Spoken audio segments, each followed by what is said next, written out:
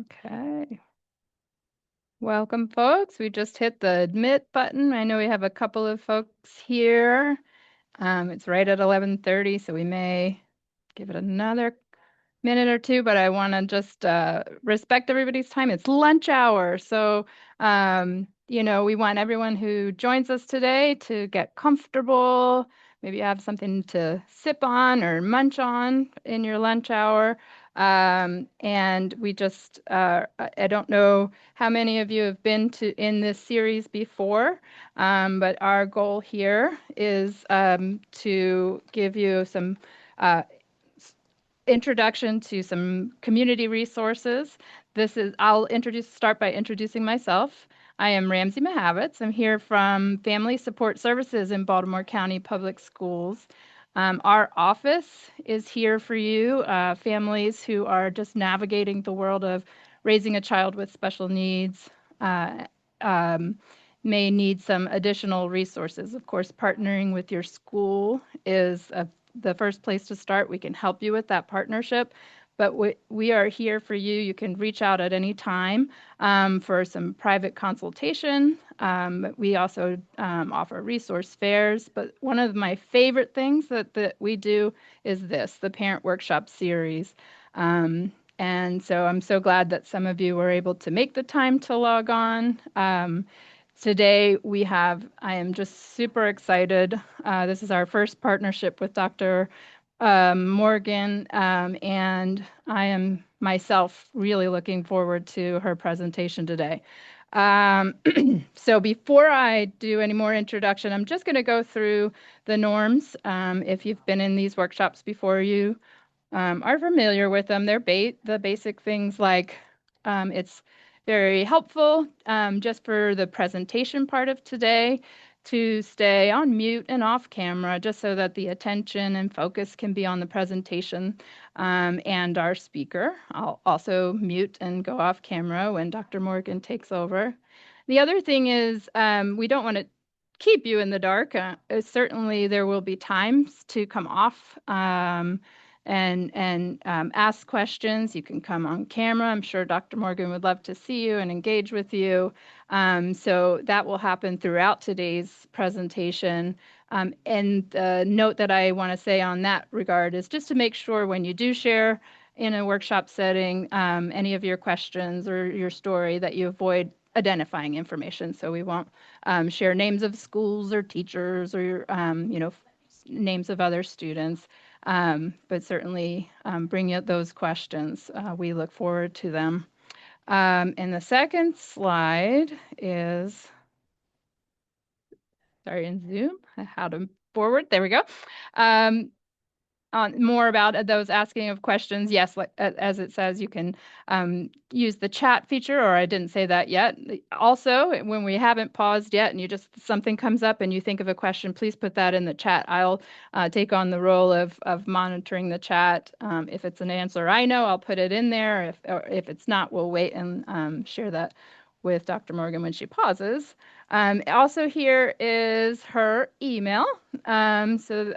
She's welcoming you to reach out if you don't have time to ask questions today, but you think of something you'd like to ask her afterwards, please feel free to do that. And then over here on the orange box is, again, similarly, but for our office, there may be questions that are really specific to Baltimore County or an upcoming IEP meeting that you might need some support with. And you can reach out to us multiple ways. You'll see our phone number, the email, and if you have your phone, there's a QR code, which is just a contact form where you could write a question in that way. Okay, so those are the quick logistics. And without further ado, like I said, so excited to have Dr. Elizabeth Morgan with us today. She's a fairly new transplant to the Baltimore area. Here I see Kenya, our supervisor from Family Support Services, as well, has joined us. She comes to us, has joined the Morgan State University. She's going to share a lot more with us when she begins, but I can share with you that she has an incredibly impressive publication history, and that she has been clearly a very passionate educator and advocate, and invited to um, uh, sorry, conventions, both in the United States and abroad, as a keynote speaker. So she's really a wealth of knowledge. We feel so privileged to have her today. So thank you so much, and welcome to Baltimore and Baltimore weather. I will go ahead and stop sharing and let you take over. Why, thank you. Yes, I'm very happy to be here.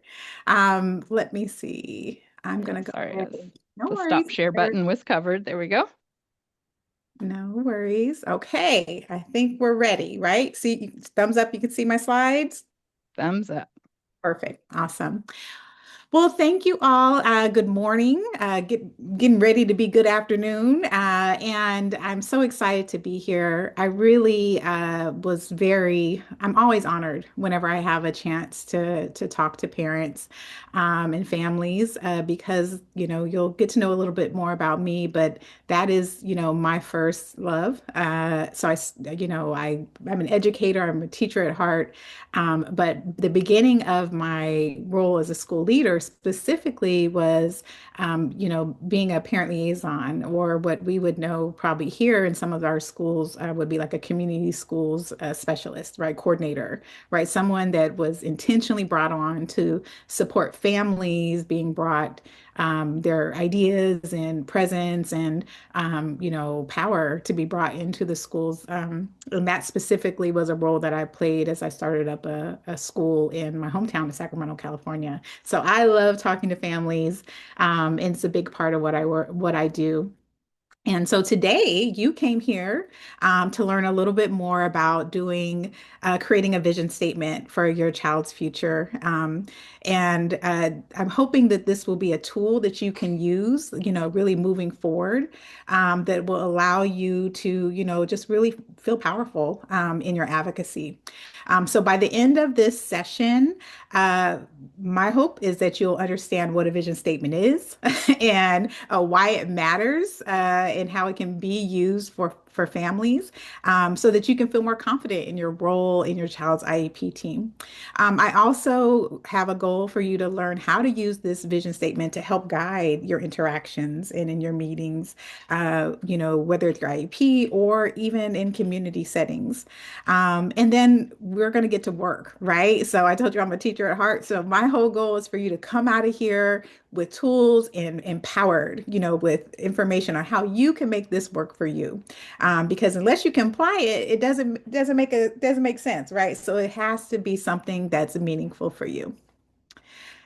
So, before we dig too far in, I think it's important to start with giving you some context of who am I, right? And I hinted to the fact that I was a, teacher by training and a K-8 school administrator.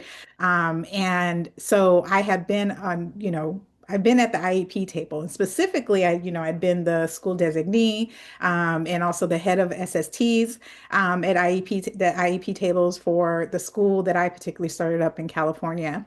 Um, but, my understanding of, IEPs really came to a deeper level when I became a parent. So I am a mother. First and foremost, I have two beautiful children. Both of my children are neurodivergent. I also am a neurodivergent scholar. And one of the things that I hold very dear and the really is my motherness, right? My motherhood. And so I recognize and call myself a mother scholar as a result, right? I'm an associate professor at Morgan State University, and a researcher. So my work specifically focuses on how race and disability in particular are two factors that influence a child's experience in schools, and as well as a parent's and family's experience in schools and how they navigate these spaces. Like I said, I'm a former school administrator and my community work. So I've helped start up several parent groups. One in particular I'm very proud of, the Sankofa Family Support Network, started out at the UC Davis Mind Institute in Northern California.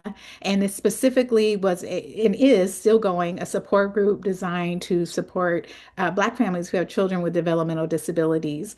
And this really started because of some work that I had done, focus groups with families to really learn a little bit more about what are the obstacles and the hurdles. And what I was hearing from families in Northern California in particular, was that, they felt that there was this double isolation. They didn't feel like they were being heard or could talk to their providers, such as their medical providers or their, teachers. They felt like they were being silenced when they expressed concerns or worries, or maybe felt led to feel like they were being over exaggerating, things. But then they also felt silenced when they went to family. So they would come to their family and their family would kind of brush them off and say, nothing's wrong with that child. That child just needs discipline, or that child needs, ABC. And they felt like, once again, I'm just not getting what I need. And so as a result, we started up a support group for families that became virtual with the pandemic. And we had at one time reaching up to 200 families, and has done some really great work with really meeting families where they're at and supporting them. So, like I said, I've been on both sides of the IEP table as both an administrator and a family member. And I think that's what really gave me context to be able to do what, we're going to talk about today. So I'm going to tell you a little bit about my advocacy journey. So when I first got diagnosis for my son was diagnosed to be on the autism spectrum when he was 2.5 years old. And I remember a few things. Like, we were in early intervention because he had a language delay, which is very common, right? So we were in early intervention. He had IFSP. But then, things were just progressing. And so we got this, referral for the autism diagnosis. And we got the diagnosis. And I never forget, looking through all of the reports and the different, paperwork and all the, assessments and different things of that sort that came through. And then, of course, I felt like I had to know more. So I had to read about all of the different books that we had on autism and all of the, articles and all of these things, right? It's an information overload whenever you get these diagnoses, right? And I looked through all that and I said, I really don't see my son in all of this. I've learned so much, I'm seeing so much, but I didn't see my child. And what I knew then is that I needed to learn how to take all this confusion, and really channel it so that I could be able to find my voice in this advocacy journey, and really be able to learn how to advocate for my son and move from survival to agency, and understand how my leadership, in my advocacy, is my uniqueness, right? And the way that I do it is going to be very unique to me. So that shaped my next steps, which was creating a vision statement for my child, which is something we started when he was 2.5 years old. It came with him and it has developed throughout the time. And I'm going to tell you a little bit about how that happened. But this particular experience not only shaped, my advocacy for my child, but it shaped for so much my, my life trajectory. I went back to school for my PhD years later, specifically to focus on family advocacy and learn about how does this advocacy develop for families. And that's what I ended up doing my dissertation on in particular. And so it really has shaped my work and my research. So you might say that my advocacy, it honestly didn't start with confidence. It started with love. And I really think that if we think about this in that way, to be honest, having a child that gets any kind of diagnosis, it's a really hard thing to navigate for a family member. And I really don't, I know for sure I did not understand that until I had my own child that had a diagnosis. Um, because as a school administrator, I was helping families, I was supporting families, but I just didn't quite get it. And I tell people all the time, I think that, what people don't understand or really think about very much is that, your child is almost like your heart walking around outside of your body, right? It's the most vulnerable thing, that you have. You need your heart, right? But you have a piece of you that's actually physically walking around outside your body. So you might be at a meeting and people could be saying great things about your child. They could be saying, positive things, but you still feel very, very vulnerable. And so, that was a place that, I understood as a parent. And I also understood that I needed to do something that would really humanize my child in this process, right? Because with all of the paperwork and with all of the, diagnoses, because we have more, he has several diagnoses. Um, I wanted to make sure to center him. And I wanted to make sure that the team saw him as a human first and not a diagnosis.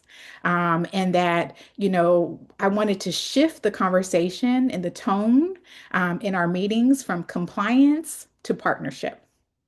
And so this was something that was really, really important because we had to remember that the reason why we're here is for this child, right? He's the common denominator.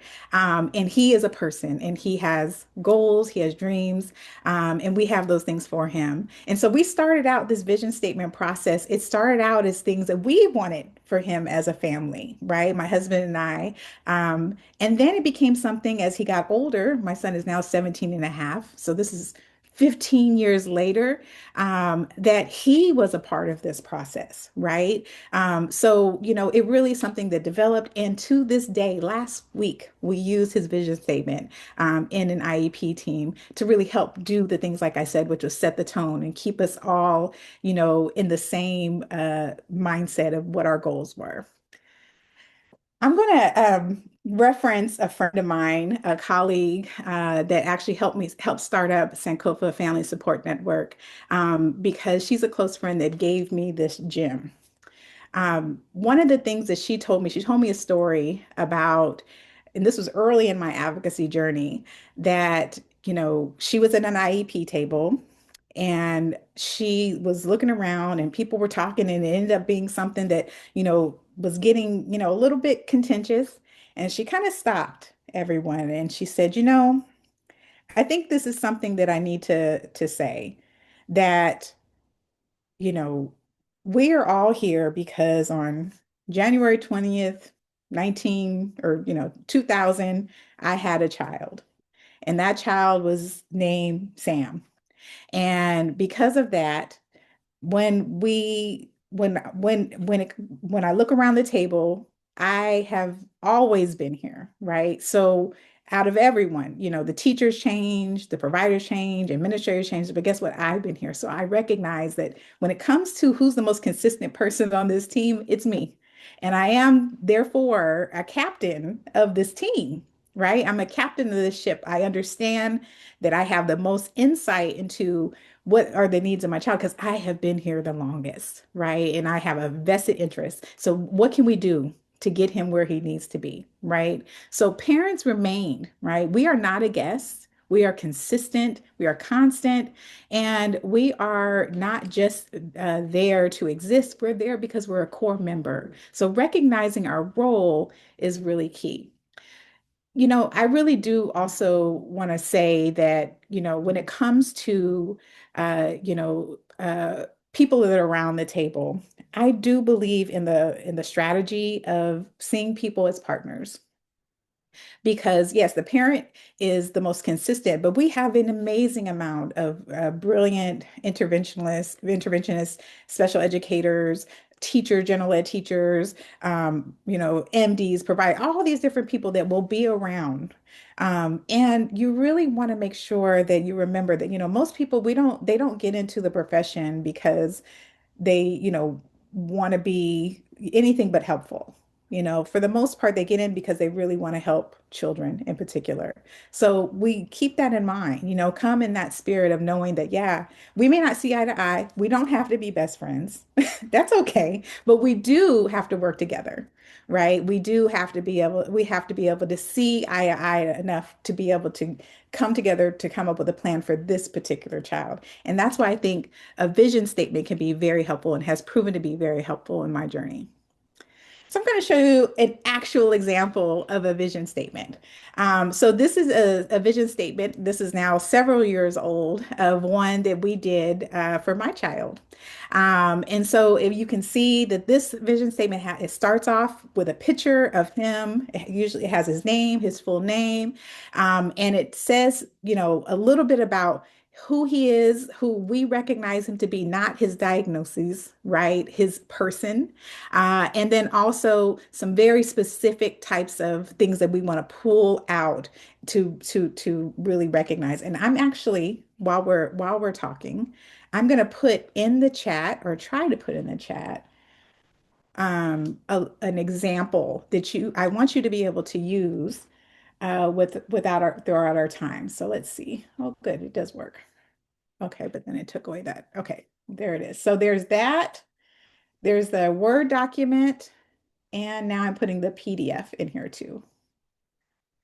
So these are it's you're going to see it's actually a rendition, right? An iteration of this type of vision statement that I'm hoping you can use as a resource. So I'm going to go through this section by section so you can see a little bit more some of the details. So as you can see, there is a emphasis on really identifying who the child is and using more type of language that can support the nurturance of their individuality. So, there, for instance, I said my child's intelligent, funny, charismatic. Thinking about the things that he loves, right? He at that time loved things like cryptid animals, the Yeti at that point, and Bigfoot. Those were biggies, right? So those are things that, those were his preferred interests. We talked about monsters, we talked about roller coasters. Like, so it was giving insight to if you want to incorporate some preferred interest into your class, into your curriculum, you want to really make Eli participate, then let's also think about how can you pull in these preferred interests, right? So it's putting that out there. Another thing that we emphasize is the idea of, what are our goals for him? What type of vision do we have? They're high and practical expectations. So in our vision statement, we said we want to make sure that he uses his gifts, right? His personality, which he's a funny guy, he's charismatic, to become a strong leader and to become his own advocate. Those are the types of things that we want. We want him to be, a strong, loving man, and to be proud of being a Black autistic man, right? We want those things for him. And so that's the kind of thing we listed in the vision statement. We also listed that we want him to be able to live independently. And now that's even involved. We want him to live interdependently, right? Knowing that he's going to need some degree of support at, various points in his life, as we all do. But, we want to acknowledge that, we want him to be able to, live his fullest life. And that included, our goal for him is to be able to, if he chooses to go to college, he has the ability, right, to go to college. So we've given him the tools to do that. So you might notice something that, these are very general type of ideas. They're not, the things that you see in the IEP, right? They're not goals. They're not assigned to very specific people. They're not given a duration and a number, right? A frequency of how many, services and things. They're not that. They're more overarching, right? And they also give us direction to, okay, so if this is the goal, then if my child, for instance, is in a more self-contained type of classroom, a more special ed type of classroom, and my goal for my child is to be able to be on diploma track, then I want to be mindful of how much time, right, percentage wise, he's in general ed versus special ed. And what does that mean? Like, can he receive a diploma track? in these settings, right? So having that type of understanding that, the vision that you set early on really dictates the direction, right, that you're going to put your child in and the types of services and supports that you're going to offer. So that's the reason for us, for reason why for us, it was really important that he was in a general ed setting with appropriate supports, right? So we didn't want him just existing in an environment, we wanted him to thrive. So we had to advocate and make sure and include in always reference the vision statement that this is the goal. So these are the types of things that we want to work together as a team to get him there. And like I said, it always was an emphasis on partnership, and a commitment to partnership. So, myself, my husband, his bigger sister, right? We could do so much. And I firmly stand on this 10 toes down that there is no stronger intervention than a loving and accepting home. There's no stronger intervention for a child, right? If we provide that, we've already won in so many ways, right? But we do need the services and supports and the intervention. We do need those things, right? And there is no cookie cutter. Every child needs different things. So as a result, you have to work with people that have these expertise to be able to get your child where they need to be, right? And meet their fullest potential. There's a partnership that has to take place. I always tell parents that my experience has been that the way that you prepare for IEP teams, IEP meetings, there's several things that you need to do. First of all, you need to treat it like a business meeting because it is, right? This is a setting where you're setting up a legal contract for your child. So it's very much so. You have to prepare, you have to be ready, you have to be organized, and you have to partner with the people around the table. So I really believe that the most important meetings is not necessarily the IEP, it's the meetings before the IEP. Right. So it's the touches that you make with the individual providers. It's the types of interaction and relationships that you have really already established with, say, the speech therapist, occupational therapist, or whatever it is, whoever, the teachers that are on your child's team, that really make a difference because there is an important part of understanding your role as a parent that you're not only there to advocate for your child, but there is a role that, you're partnering with whoever the providers are to kind of get insight to what they see as appropriate or important, that might be needed to be done for your child. Because there's absolutely the case where sometimes they can't be able to articulate these things in a meeting. It's not, they're actually talking to school districts. They're in a school district setting that those people pay their bills, right? They write their checks. So it just is something that, it might be very uncomfortable for them to say, hey, I really think this child might need A, B, or C, but they can articulate that to you as a family. And it's your right, as a parent to be able to advocate for that, if it's needed, and you partner with them so you can be able to get them, get your child what they need. So, it's that meeting before the meeting.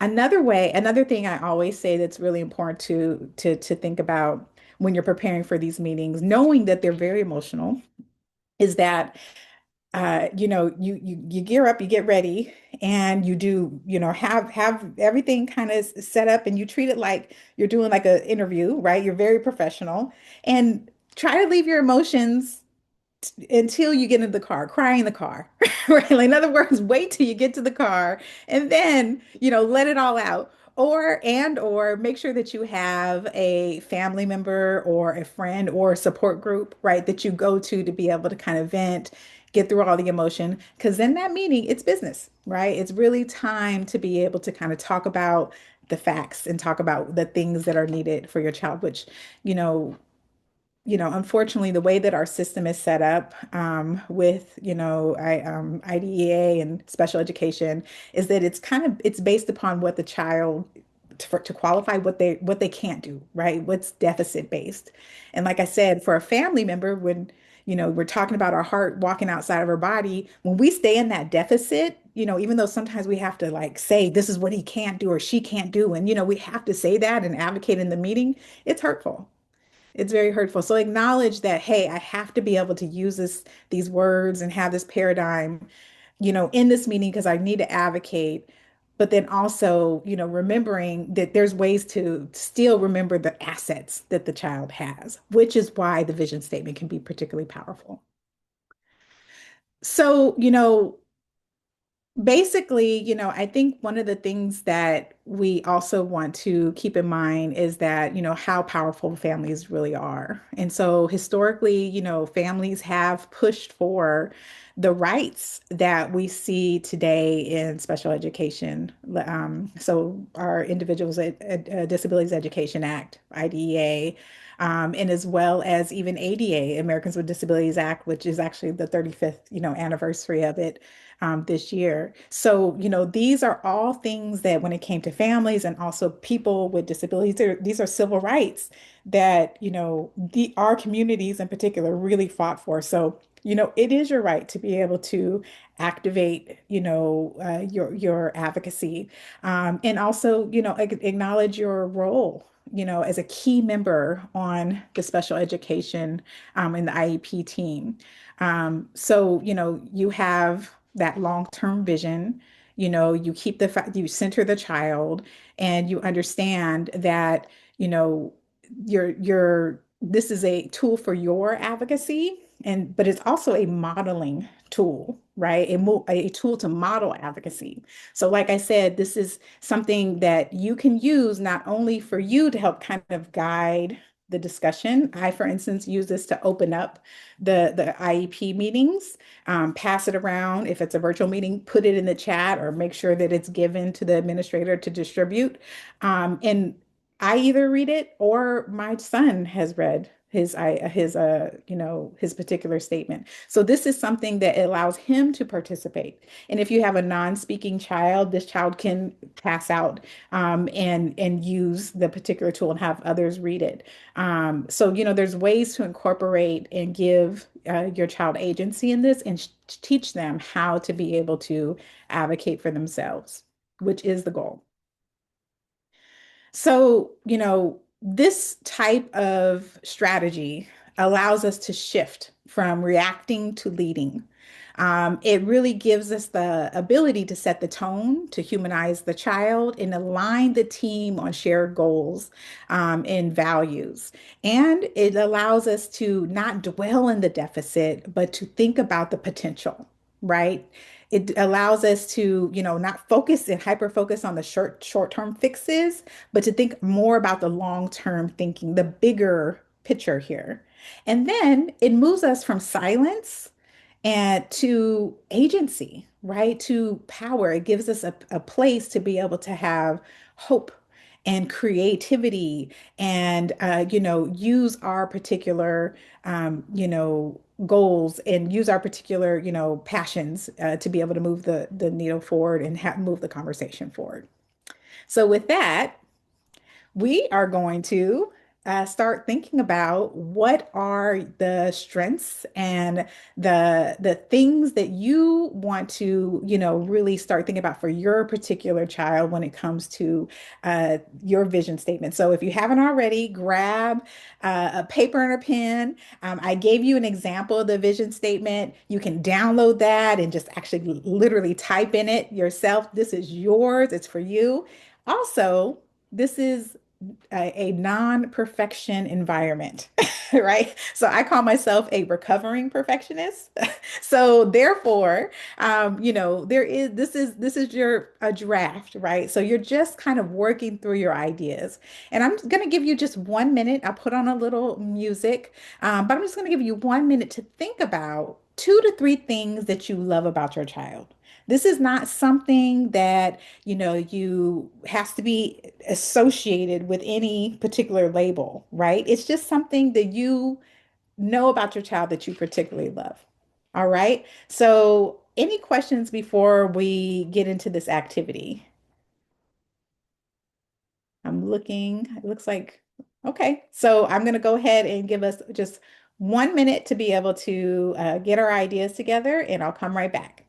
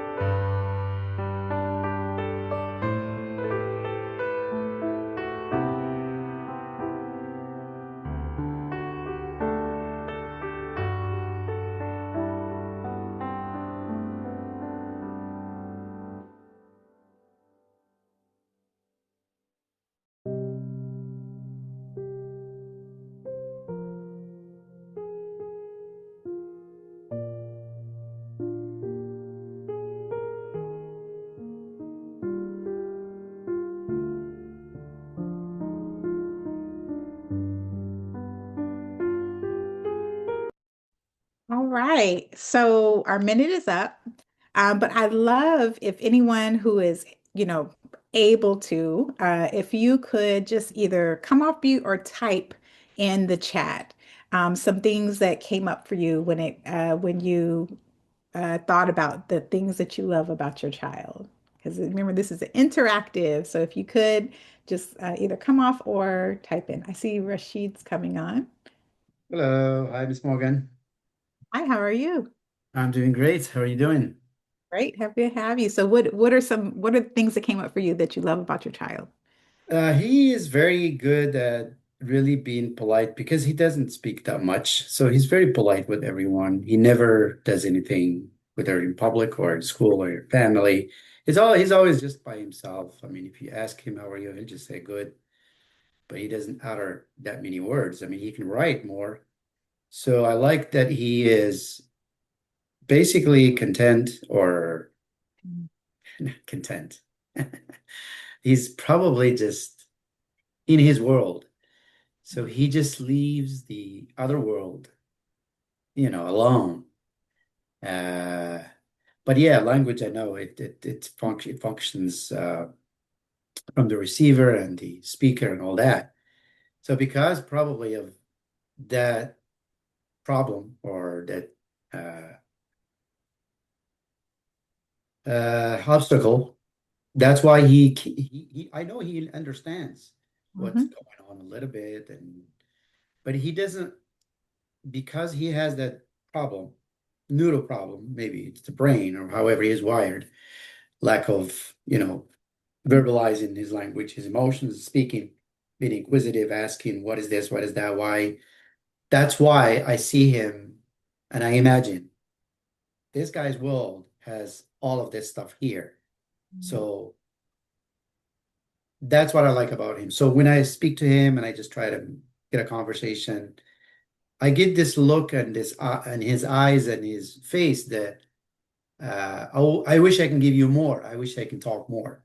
So I Mhm. like that. Like, I appreciate that, but at the same time, I feel kind of a lot of pain. Mhm. But we understand. So Absolutely understand. And I think that it's so beautiful, recognizing he's number one, you start off, he's content.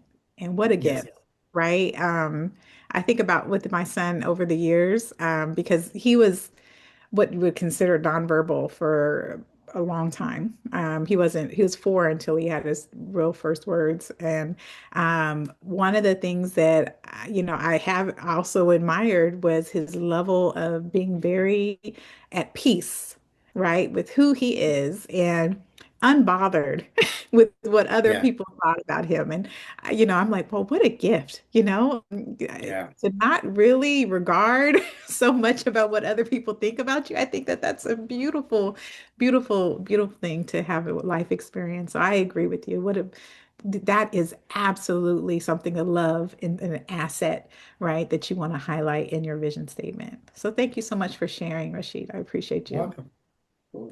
Yeah. All right, so we're gonna move on because I want to make sure that we get to the next part, and then if anyone else wants to share, we will make sure to we'll stop and pause for every one of these.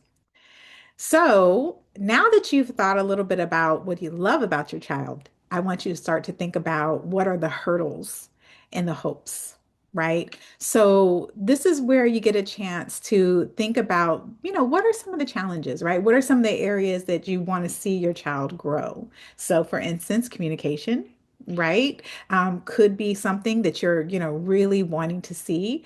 You want them to be able to eventually advocate for themselves, right? And use different forms of, whether it's, verbal or nonverbal forms of advocacy.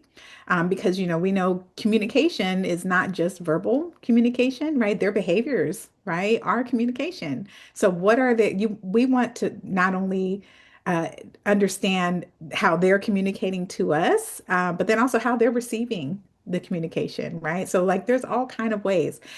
We want to think about, maybe transitions, right? How are they doing in transitions, whether it's, in school or transitioning from home to school, how are they generalizing type of information? Those are the types of things like, okay, I really want to focus on those things. Self-advocacy. So like, like I said, a big deal for me is that I wanted to make sure that, my child knew how to be able to, stand up for himself when we weren't there. And, that didn't mean, having to scream and having to yell. It meant, him knowing that, hey, when I have a need, I can ask or I can be able to advocate for myself. And at all times, even when he didn't have words, for us to figure out like how could he be able to do that in ways that, are fruitful and helpful. And then, we wrote in there we'd like for him to have some type of peer relationships, so that's why in early intervention, and in particular when he was younger, we actually really were making sure that there was some type of peer buddy that was he was connected to in the class. And so, and those people became some of his closest friends, during that time. So some type of, peer relationship that was very thoughtfully done. And we still want that for him, right? And then as well as, maybe a goal could be emotional regulation, right? So, we want him to have tools or her to have tools that will, allow them to recognize, what's happening internally and to be able to have the tools to be able to deal with that in a helpful way, right? So those are the types of things that could be examples, of the things that you want, in the hopes and the hurdles, right, that you have for the child. So once again, I'm going to give you another minute to be able to just kind of jot down some ideas based upon these things that you think could be applicable for you and your child. All right, so I'll give you a few more minutes. Any questions before we start? All right, let's go.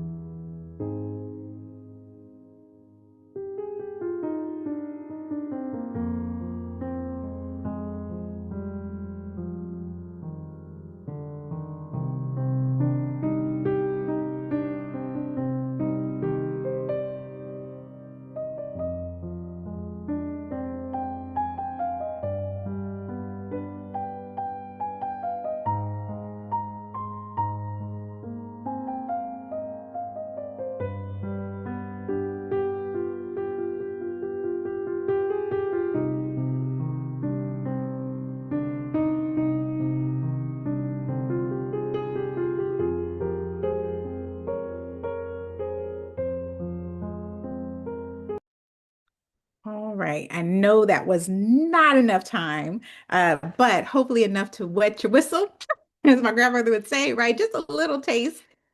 So anyone, want to share that if you could, if something just came up right away when it comes to specifically some, things that you really want to make sure you're emphasizing that are hopes and hurdles, right? So things that, you think are challenges, but also are goals, right? Hopes that you have for your child in this vision statement. Anything come up that people want to share?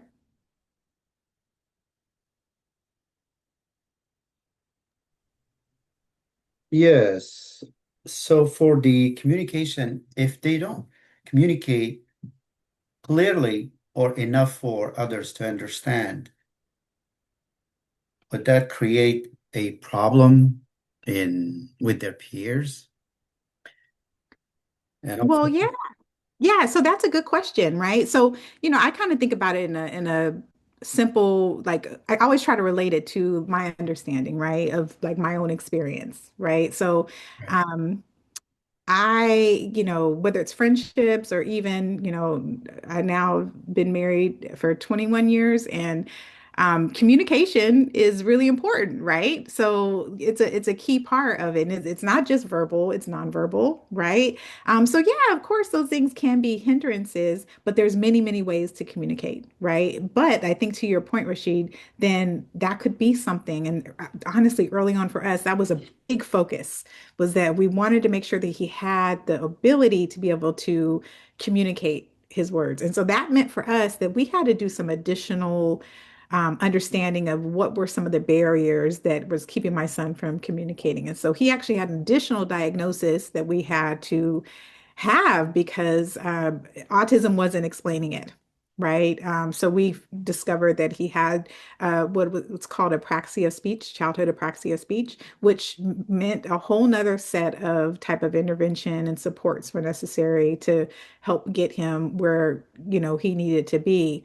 And so we advocated for that. We worked with the team, found experts that understood that particular diagnosis and got him, support so that he was able to, with time, gain the communication, gain the skills. But that was a focus, right? That was a challenge. Like, okay, we want him to be able to, say, um, and communicate, his wants and his needs.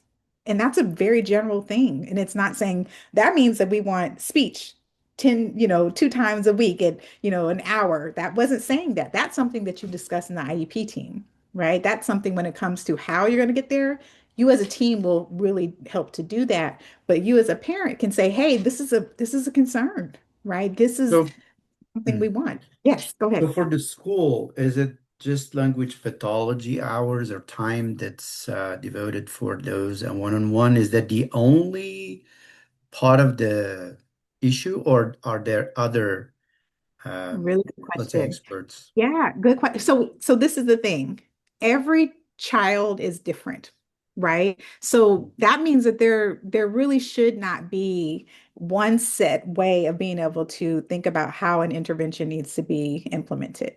And if you think about communication, if you break it down, there's many different things involved in communication. So yes, speech is a part of it, but it could be behavioral, it could be physical, right? There could be something physically that's going on, which means that you might need a different set of interventionists, right? So there's different aspects. And then when I say behavioral, it could be even that the environment is impacting, the child's communication. So there's a number of things. So that's the reason why I personally feel like having general things in your vision statement, for instance, allows for people to come in that have that expertise to really say, hey, have you thought about this? Or maybe we need to introduce this particular strategy or intervention, right? So that, allows you to, as a parent, remember that, hey, you don't know everything and you shouldn't, right? Your job is to be the parent. And that's an important role. Let others who have that expertise come in and, really give you insight to what are some additional ways to be able to, think about what your child might need. Yeah. Right. Thank you. Uh, Yeah, because I was thinking about the time that's devoted.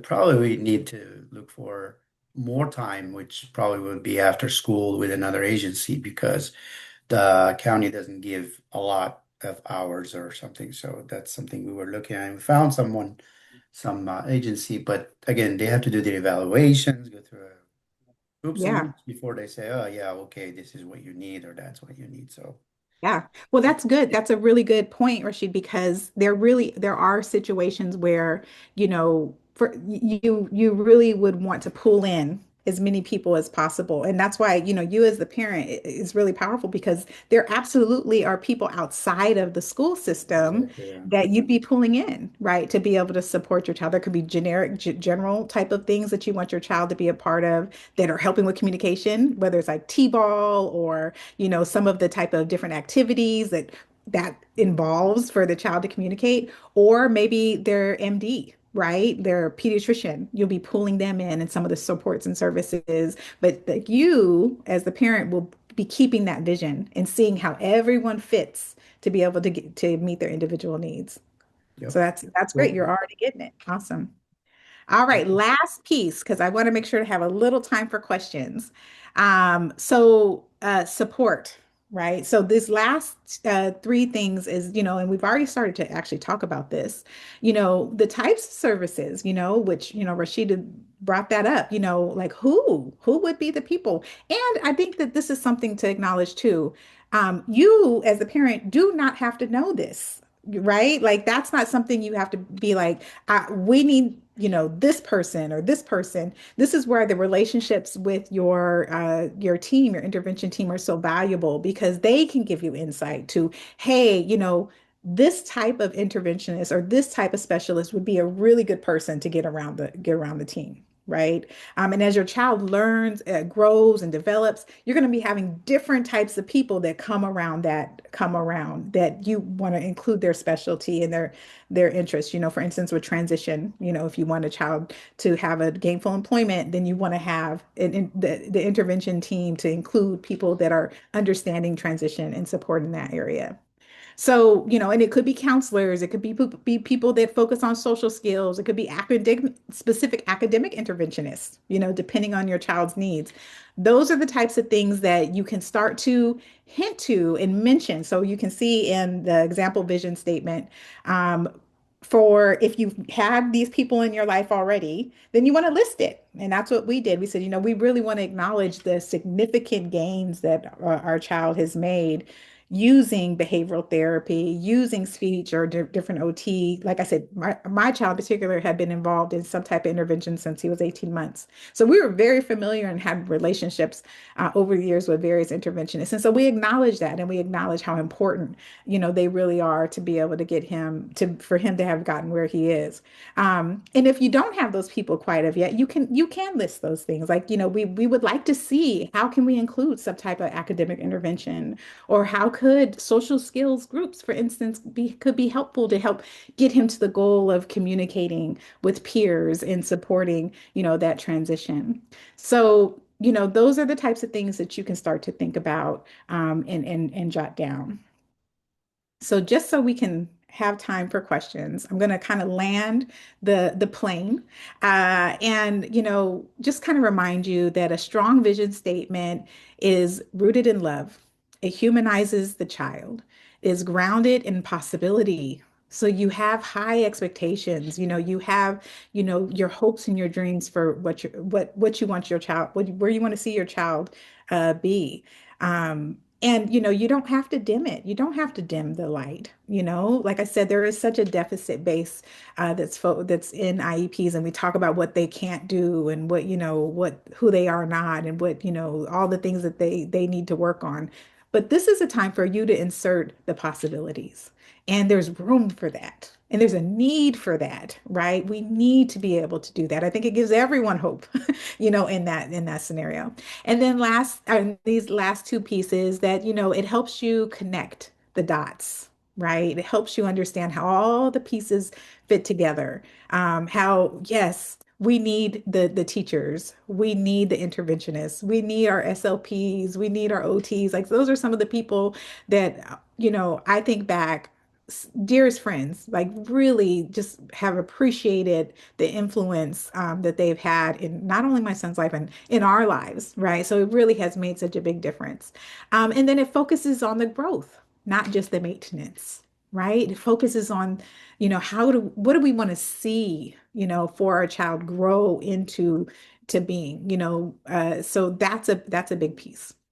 And remember, you are your child's most consistent advocate. Your voice matters, and your love is powerful. So I'm going to stop so we have a little bit of time for questions, 5 minutes for questions. And I think also Ramsey has a survey that she wants to make sure to put in the chat. But my information's here, my website. And so I'm going to stop sharing so we can have a little time for questions. So thank you all for your attention and your time. I appreciate you. Thank you, Dr. Morgan. Do you want to go ahead and stop recording for these last couple of minutes? That's usually